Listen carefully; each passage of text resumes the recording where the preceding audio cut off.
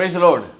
Praise the Lord. I want to greet you in the name of Jesus. मैं आपको यीशु मसीह के नाम से अभिवादन करता हूँ। What a joy it is to study the Word of God together. ये कितनी आनंद की बात है कि हम परमेश्वर का वचन को एक साथ अध्ययन कर रहे हैं। We are in Mark chapter 12. और हम मरकुस का 12वां अध्याय में हैं। We've been studying through Mark's Gospel and we have come to the chapter 12 right now. हमने मरकुस का अध्ययन हम करते रहे हैं और आज हम 12वां अध्याय में हैं। We've been seeing Jesus has been questioned again and again by these Pharisees, the Sadducees, and now the scribe.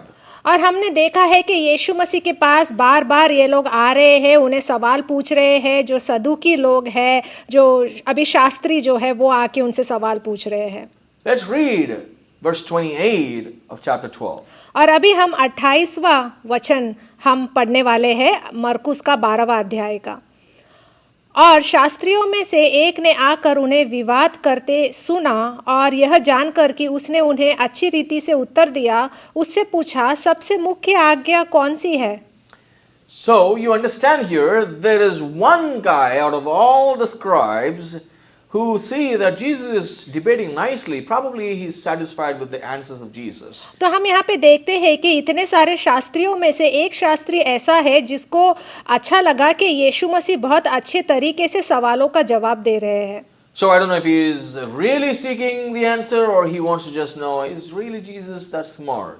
तो मुझे नहीं मालूम कि यहाँ पे उसके मन में क्या है कि सच में उसे यीशु मसीह का जवाब पसंद आया या उसे देखना है कि क्या यीशु मसीह सच में होशियार है।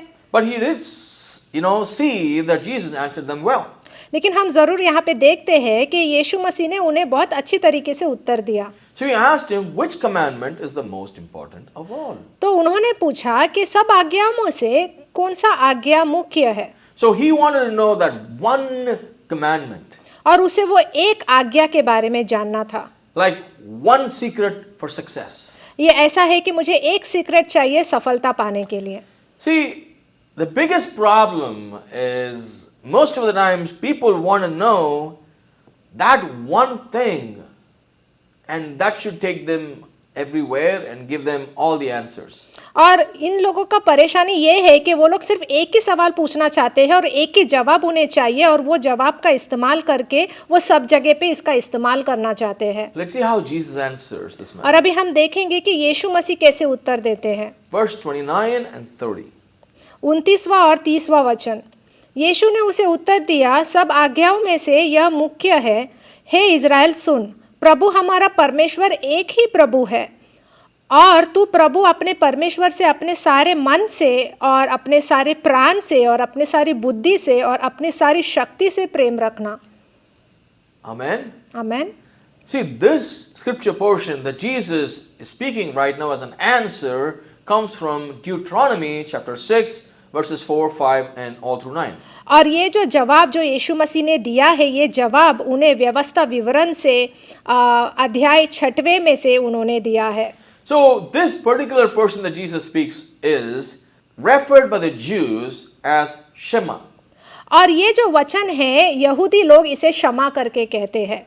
This man is asking, what is the most important commandment? और ये व्यक्ति पूछ रहा है कि सबसे महत्वपूर्ण आज्ञा क्या है। And Jesus takes them to Shema, which is an essential prayer that every Jew prays in the morning and evening, and also in every festival, every good time, without fail, they pray this. और यीशु मसीह यहाँ पे उन्हें क्षमा के बारे में कहते हैं कि ये प्रार्थना है जो यहूदी लोग हर रोज सुबह शाम रात को प्रार्थना करते हैं और ये बहुत ही महत्वपूर्ण प्रार्थना कहा जाता है। This Shema is recited with this text and also a couple of other texts. और क्षमा जो है इसका पाठ किया जाता है ये वचन को लेकर और भी 2 वचन है उसको लेकर वो लोग पाठ करते हैं। The Jews recited this always covering their eyes. और यहूदी लोग हमेशा अपने आंखों को बंद करके इसका पाठ करते हैं। Parents teach their children or pray this prayer when they put their children to bed. और जो माता पिता है ये प्रार्थना करते हैं अपने बच्चों के लिए और जब वो सोने के लिए जाते हैं तब ये प्रार्थना करते हैं। And this starts with the statement saying, "Listen, Israel." और ये वाक्य का शुरुआत ऐसा होता है कि सुनो Israel. Jesus is bringing back the time when Moses spoke to his people, remember, remember, remember. और यीशु मसीह यहाँ पे उन्हें पुराने नियम में ले जाते हैं जहाँ पे मूसा ने अपने लोगों से बात किया और वो कहते हैं इसे याद रखो, याद रखो, याद रखो। The book of Deuteronomy is all about remember. और व्यवस्था विवरण का पुस्तक में सब जगह पे यही कहा गया है कि याद रखो। So now Jesus is bringing the attention of the scribe to that place where they pray every day. और यीशु मसीह उस शास्त्री को यही वचन में ले जाते हैं और कहते हैं कि हम रोज प्रार्थना करते हैं। Yes, you want to know the most important commandment? You know it, you do it every day, which is the most essential prayer for you. और यीशु मसीह कहते हैं कि तुम्हें जानना है कि सबसे बड़ा आज्ञा क्या है और वो तुम कर भी रहे हो, वो है प्रार्थना, तुम रोज कर रहे हो और ये तुम्हारे लिए बहुत ही महत्वपूर्ण है। Let's dig a little deeper here. और इसमें हम और ज्यादा जाएंगे। So Jesus says, he quotes the, verses which says, "Listen, Israel, the Lord our God, the Lord is one." और यहाँ पे यीशु मसीह कह रहे हैं कि सुनो इज़राइल के परमेश्वर एक है। The Lord our God, look at that, identification. The Lord, He's my God, a personal God. That's identification here. और यहाँ पे वो साफ साफ कह रहे हैं कि परमेश्वर हमारे प्रभु एक है। The Lord is one, identifying an exclusivity that God is one. Your God is one. और यहाँ पे वो साफ साफ कह रहे हैं कि जो तुम्हारा परमेश्वर है वो एकमात्र है। And then verse 30, love the Lord with your God with all your heart and with all your soul and with all your mind and with all your strength. और 30वां वचन में कहा गया है और तू प्रभु अपने परमेश्वर से अपने सारे मन से और अपने सारे प्राण से और अपने सारे बुद्धि से और अपनी सारी शक्ति से प्रेम रखना। Meaning with all your being you should love the Lord, right? इसका मतलब ये है कि हमें हमारी पूरी अस्तित्व से हमें प्रेम करना है। Remember the scribe asked what is the most important commandment. याद रखो कि वो शास्त्री ने पूछा था कि सबसे मुख्य आज्ञा क्या है। Love the Lord your God. अपने परमेश्वर से पूरे दिल से प्रेम करो। That's what Jesus is saying. और यही यीशु मसीह कह रहे हैं। All your heart, all your soul, all your mind and all your strength. आपके पूरे दिल से, आपके पूरे आत्मा से, मन से और पूरे ताकत से। From the center of your soul. और अपने पूरे आत्मा से। All your heart basically means, the desire, all your desire and all your emotions and all your passion you should be able to worship and love the Lord. और यहाँ पे वो यही कह रहे हैं कि अपने पूरे दिल से और अपने आत्मा से, वो गहराई से, स्नेह से आपको परमेश्वर से प्रेम करना है। And every time a Jew prays this, और जब भी यहूदी प्रार्थना करते हैं, he prays this along with 3 blessings.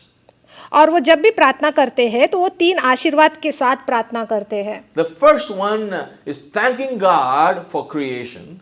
पहला आशीर्वाद है जहाँ पे वो परमेश्वर का धन्यवाद करता है कि उन्होंने सबका सृजन किया है। The second one, they thank God for the revelation of God as who He is and His Word. और दूसरा आशीर्वाद ये है कि वो परमेश्वर के प्रगटीकरण के लिए धन्यवाद करता है कि वो कौन है। The third one is counting and thanking God that He is the eternal Redeemer. और तीसरा आशीर्वाद है कि वो परमेश्वर है जो हमें छुटकारा देने वाले परमेश्वर है, जिन्होंने हमें छुड़ाया है, उसके लिए धन्यवाद करते हैं। This is like the last ball sixer in a cricket match. ये ऐसा है कि एक लास्ट बॉल में छक्का मारा है क्रिकेट के मैच में। Jesus gives the entire punch with the truth here. और यहाँ पे यीशु मसीह ने बहुत ही अच्छा छक्का मारा है और उन्होंने यहाँ पे सच्चाई बताई है। See, if a person has to love God with all their heart, with all their soul, with all their mind, with all their strength, it refers to a relationship with God. अगर यहाँ पे यीशु मसीह कह रहे हैं कि हमें परमेश्वर के साथ पूरे दिल से, पूरे आत्मा से, पूरे मन से और पूरे ताकत से प्रेम करना है, तो इसका मतलब ये है कि हमारा रिश्ता परमेश्वर के साथ होना चाहिए। There is nothing compared to this affection. और यहाँ पे हम इसका स्नेह की तुलना हम किसी से भी नहीं कर सकते। It's with all your heart, meaning with all your passion. पूरे दिल से इसका मतलब ये है कि पूरे गहराई से। And with all your mind also means with all fullness of understanding. और पूरे मन से इसका मतलब ये है कि पूरे समझ से। How can you understand God and how could you love Him with your understanding? आप कैसे परमेश्वर को समझ सकते हो और कैसे उनसे समझ से प्रेम कर सकते हो? By knowing the Word of God. परमेश्वर के वचन के द्वारा। The Word of God is not a story book. और परमेश्वर का वचन कोई कथा या कहानी की पुस्तक नहीं है। So to study it, it requires diligence, respect, work, and effort. परमेश्वर का वचन जानने के लिए हमें पूरे लगन, पूरे आदर, काम और कोशिश की आवश्यकता है। So being aware of the Word of God is important for you to love God with all your mind. और परमेश्वर का वचन जानना बहुत ही महत्वपूर्ण है। And this entire passage starts with the identification of God calling His people, saying, "Listen, Israel." और यहाँ पे ये पूरा मैसेज में हम देखते हैं कि परमेश्वर यहाँ पे परिचय दे रहे हैं और वो कह रहे हैं कि सुनो। Probably Jesus is telling the entire Israel, not just the scribes, saying, "Listen, O Israel, listen." और ये ऐसा है कि यीशु मसीह सिर्फ इज़राइल से नहीं बोल रहे पर पूरे लोगों से बोल रहे हैं कि सुनो इज़राइल सुनो। Have you forgotten? क्या तुम भूल गए हो? Do you remember क्या तुम्हें याद है that you are supposed to love the Lord with all your heart, with all your soul, with all your mind, with all your strength? और तुम जो है तुम्हें परमेश्वर से पूरे दिल से, आत्मा से, मन से और ताकत से प्रेम करना है। You know this, right? तुम्हें ये मालूम है ना? But every time a Jew is praying, he is also praying and thanking God for the blessing. और जब भी यहूदी प्रार्थना करता है तो ये प्रार्थना के साथ वो परमेश्वर का धन्यवाद भी करता है। Stop there and think about it. वहीं पे रुक जाओ और इसके बारे में आप सोचें। The commandment is about loving God. और यहाँ पे आज्ञा दी गई है कि परमेश्वर से प्रेम करने के बारे में। They pray to God, loving God, but thanking God for the benefits. और वो परमेश्वर से प्रार्थना करते हैं, परमेश्वर से प्रेम करते हैं, लेकिन अपने फायदे के लिए। And they thank God for the creation, for the revelation, and for the redemption. और वो परमेश्वर का धन्यवाद करते हैं कि वो सबके सृजनहर्ता है, वो प्रगटीकरण है और वो छुटकारा देने वाले परमेश्वर है, इसके बारे में वो धन्यवाद करते हैं। But here, Jesus is standing and revealing God, and they didn't want to accept Him. लेकिन यहाँ पे यीशु मसीह खुद खड़े हैं और परमेश्वर का प्रकट कर रहे हैं, लेकिन फिर भी वो लोग सुन नहीं रहे। Jesus was coming and redeeming people from sin and sickness, and they didn't accept Him. और यीशु मसीह यहाँ पे आ रहे हैं, सबको चंगाई दे रहे हैं, सबको छुटकारा दे रहे हैं, लेकिन फिर भी इन लोगों ने यीशु मसीह को नहीं अपनाया। But they recited every day in the prayer morning and evening about thanking God for the revelation and also for the redemption work. और लेकिन यही लोग जो है प्रार्थना करते हैं और परमेश्वर का धन्यवाद करते हैं प्रगटीकरण के लिए और उनको बचाने के लिए। So to sum it up, if you see verse 30 is all about loving the Lord your God who is Yahweh. अगर हम इसको पूरे एक साथ अगर हम जोड़ दे तो यहाँ पे परमेश्वर यही कह रहे हैं कि हमें पूरे दिल से परमेश्वर से प्रेम करना है। यावे Yahweh is the name of God that He revealed to His people.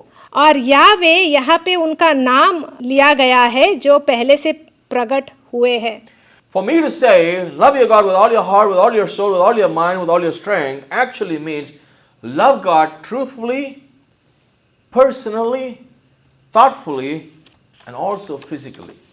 अगर यहाँ पे अगर मैं कह रहा हूँ कि आप परमेश्वर से पूरे दिल से, आत्मा से, मन से और पूरी ताकत से प्रेम करें, तो इसका मतलब ये है कि आप परमेश्वर से पूरे सच्चाई में, अपने पूरे ताकत से और शारीरिक रूप से आप जो है उनसे प्रेम करें।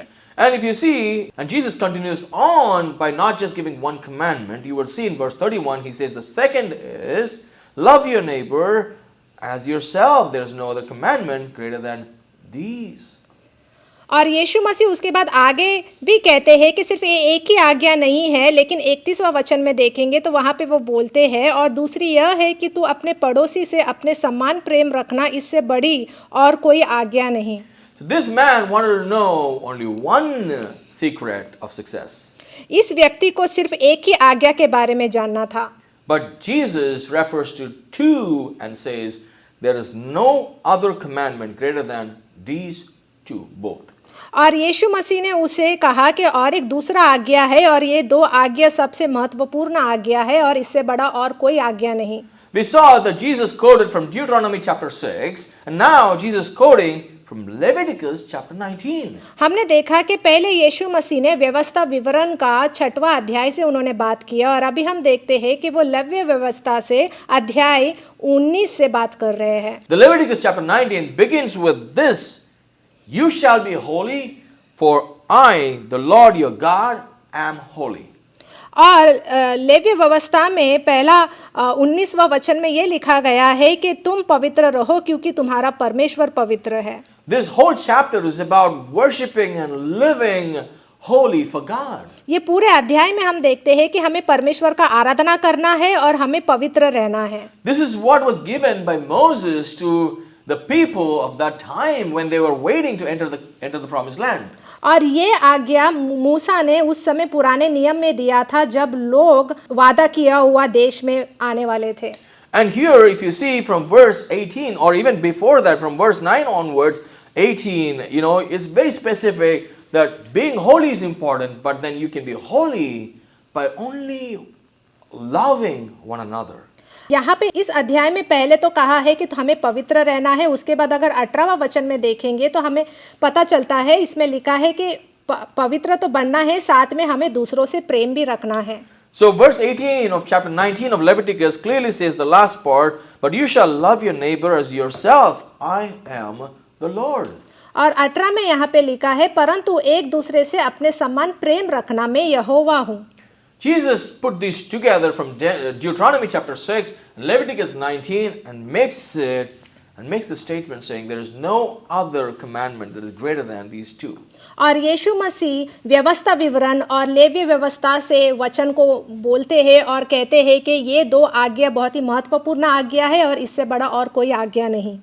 What I understand is, मुझे ये समझ में आया, the first commandment will not make sense to anyone without the second. तो मुझे ये समझ में आया कि पहला आज्ञा को समझे बगैर हम दूसरे आज्ञा को समझ नहीं पाएंगे। And the second will make sense only if the first commandment makes sense. और हमें अगर दूसरा आज्ञा जब तक समझ में नहीं आएगा तब तक हमें पहला आज्ञा भी समझ नहीं आएगा। So they go together. तो ये दोनों भी एक साथ जुड़े हुए हैं। It talks about, yes, you love God, but you need to also live openly loving God by loving your neighbor. हाँ, हमें परमेश्वर से प्रेम करना है, लेकिन परमेश्वर को प्रेम करने के साथ साथ हमें अपने पड़ोसी से भी प्रेम करना है। The religion of Christianity from the Old Testament, as you see, and God when He revealed, He talks about a relationship with Him and with people. It's not about an empty religion. और जब भी हम इस क्रिस्ती के बारे में अगर हम बात करेंगे तो परमेश्वर हमेशा कहते हैं कि हमें परमेश्वर से प्रेम करना है, साथ साथ हमें लोगों के साथ भी अच्छा रिश्ता बनाना है, उनसे भी प्रेम करना है, ये दोनों भी साथ साथ चलता है। See, many people who believe in God, they love God but hate others. बहुत से लोग ऐसे हैं कि वो लोग परमेश्वर से प्रेम करते हैं लेकिन दूसरों से नफरत करते हैं। Jesus says, love God and love others. लेकिन यीशु मसीह कह रहे हैं कि परमेश्वर से प्रेम करो और दूसरों से भी प्रेम करो। So he basically is questioning them, saying, why do you love God? Why do you want to know this? और इसलिए यहाँ पे यीशु मसीह उनसे सवाल पूछ रहे हैं कि तुम क्यों परमेश्वर से प्रेम करते हो और तुम्हें क्यों इसके बारे में जानना है। If you remember, Moses led the people out of Egypt. That means God redeemed your people from slavery from Egypt, right? कि जैसे कि तुम जानते हो कि मूसा ने अपने लोगों को इजिप्ट से बाहर निकाला, उनको पूरे गुलामी से बाहर निकाला, तो तुम जानते हो कि परमेश्वर ने तुम्हें बचाया है। And now when you are in the land, in that place of authority, you do good to others, not evil. और अभी तुम उस जमीन पे हो, उस अधिकार में हो, तो तुम्हें दूसरों के साथ हमेशा अच्छा करना चाहिए। But that's not what they followed. लेकिन वो इसके पीछे नहीं चलते। They did not understand that. उसके बारे में वो समझ नहीं पाए। Verse 32. वचन 32वां, शास्त्री ने उससे कहा, हे गुरु, बहुत ठीक, तूने सच कहा कि वह एक ही है और उसे छोड़ और कोई नहीं। See, he doesn't mention God's name Yahweh here. You see that? आप देख पा रहे हो कि यहाँ पे वो शास्त्री यहाँ पे यावे का नाम नहीं लेता। A Jew never mentions in his lips the name of God. और एक यहूदी कभी भी परमेश्वर का नाम को लेकर नहीं पुकारता। Try to understand what is happening here. ये समझने की कोशिश कीजिए कि यहाँ पे क्या हो रहा है। The scribe is coming and questioning Jesus. Shastri यहाँ पे आके यीशु मसीह से सवाल पूछता है What is the most important commandment? कि सबसे महत्वपूर्ण आज्ञा क्या है। Jesus speaks about loving God and loving your neighbor as the most important commandments. और यीशु मसीह कहते हैं कि परमेश्वर से पूरा प्रेम करना है और पड़ोसी से प्रेम करना है, यही दो मुख्य आज्ञा है, इसके बारे में बताते हैं। This man affirms and agrees with Jesus. और ये व्यक्ति यीशु मसीह के बात को मानता है। Verse 33. 33वां वचन, और उससे सारे मन और सारी बुद्धि और सारे प्राण और सारी शक्ति के साथ प्रेम रखना और पड़ोसी से अपने समान प्रेम रखना सारे होमों और बलिदानों से बढ़कर है। You understand this, right? आपको समझ में आ रहा है ना। Leviticus is a book of worship. Levi व्यवस्था का जो पुस्तक है वो आराधना के ऊपर पुस्तक है। It was given to learn how to worship God and how to give sacrifices. और वो पुस्तक में सब कुछ आराधना के बारे में लिखा गया था और बलिदान कैसे देना है उसके बारे में लिखा गया था। But the greatest form of worship is to serve others and love others and give yourself for others. लेकिन सबसे बड़ा आराधना वो होता है जहाँ पे हम दूसरों की सेवकाई करते हैं, दूसरों की मदद करते हैं, दूसरों से प्रेम रखते हैं And in obedience. और आज्ञा का पालन करना। That's the idea. और वही सोच है। This man understood that clearly. और इस व्यक्ति ने उस बात को समझ लिया। And verse 34. और 34वां वचन, जब यीशु ने देखा कि उसने समझ से उत्तर दिया तो उससे कहा, तू परमेश्वर के राज्य से दूर नहीं, और किसी को फिर उससे कुछ पूछने की साहस न हुआ। You understand? Jesus gave a perfect answer that they could never ever question him again. आपको समझ में आ रहा है कि यीशु मसीह ने उन्हें सही उत्तर दिया और उसके बाद उनके पास और कोई सवाल नहीं था पूछने के लिए। See, you can't be holy without loving God and without loving your neighbor. That's what the message that Jesus is giving here. और आज का मैसेज यीशु मसीह ने यही कहा है कि आप कभी भी पवित्र नहीं बन सकते अगर आपने परमेश्वर से प्रेम नहीं किया और पड़ोसी से प्रेम नहीं किया। Yes, the first part is knowing God and loving God. हाँ, पहला भाग ये है कि परमेश्वर को जानना है और उनसे प्रेम करना है। The second part is loving others and sharing the love of God with others. दूसरा भाग ये है कि दूसरों से प्रेम करना है और परमेश्वर का प्रेम उनसे बांटना है। See, the revelation of God brings us to a restoration, and the restoration will cause us to take the responsibility of sharing the love of God. और परमेश्वर का प्रेम से पुनर्स्थापना होता है और उससे प्रगटीकरण होता है। So understand this very clearly. Jesus is summing up everything to this man and saying, hey, what is more important is, do you love God? और यहाँ पे अगर हमने पूरा जोड़ दिया तो यहाँ पे यीशु मसीह उस व्यक्ति से यही सवाल पूछ रहे हैं कि क्या तुम परमेश्वर से प्रेम करते हो? If you don't love God, how does it make sense what could be the most important commandment? अगर तुम परमेश्वर से प्रेम नहीं करते हो तो इसका क्या मतलब बनता है कि तुम पूछ रहे हो कि सबसे मुख्य आज्ञा क्या है? A lot of people come to God and worship God in their worship places and say, God, if you do this for me, I will do this for you. और बहुत से लोग परमेश्वर के पास आते हैं, उनका आराधना करते हैं और हमेशा परमेश्वर से प्रार्थना करते वक्त ये पूछते हैं कि परमेश्वर अगर तूने मेरे लिए ये किया तो मैं तुम्हारे लिए ये करूंगा। Oh, I will shave my hair, I will grow my beard and shave it off for you and things like that. और वो बोलते हैं कि मैं पूरा गंजा हो जाऊंगा और मैं अपने दाढ़ी को बढ़ाऊंगा या दाढ़ी को काट दूंगा अगर तूने मेरे प्रार्थनाओं का जवाब दिया तो। That's about I receive, so I give.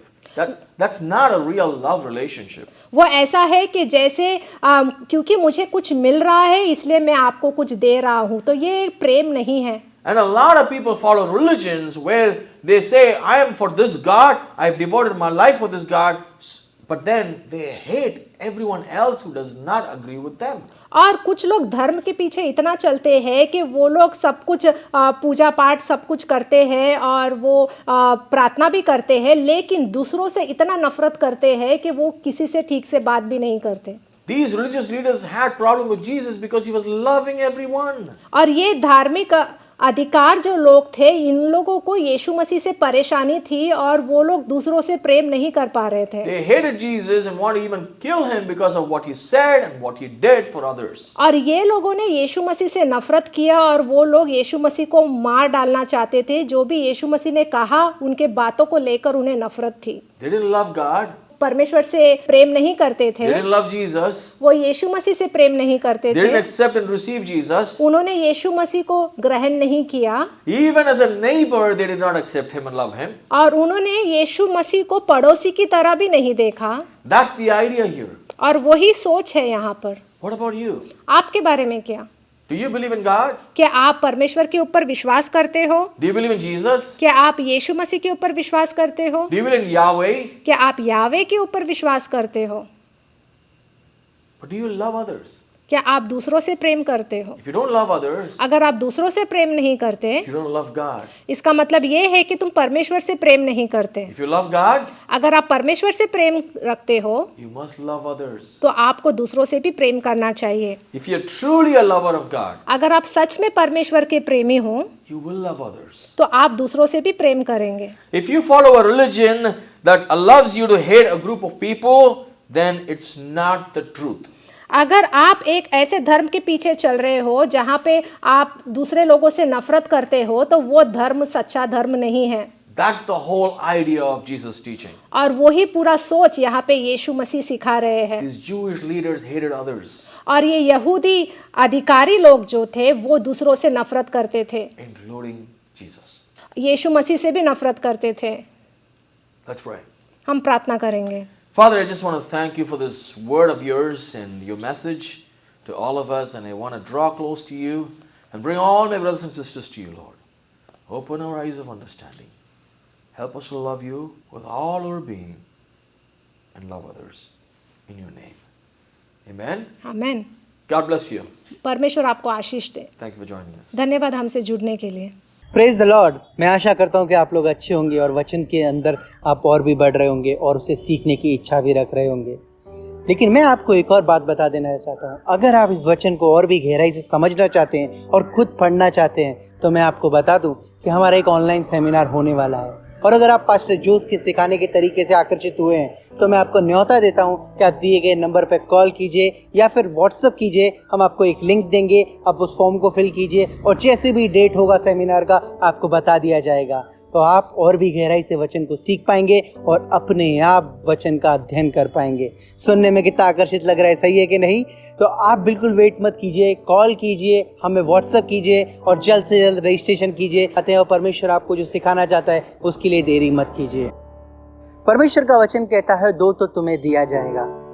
आज मैं आशा करता हूं कि आप इस सेवकाई के द्वारा आशीषित हुए होंगे। अगर आप हमारी सेवकाई में किसी भी तरीके से मदद करना चाहते हैं तो इस दिए गए डिटेल पर आप अपनी मदद हमें भेज सकते हैं। शुक्रिया।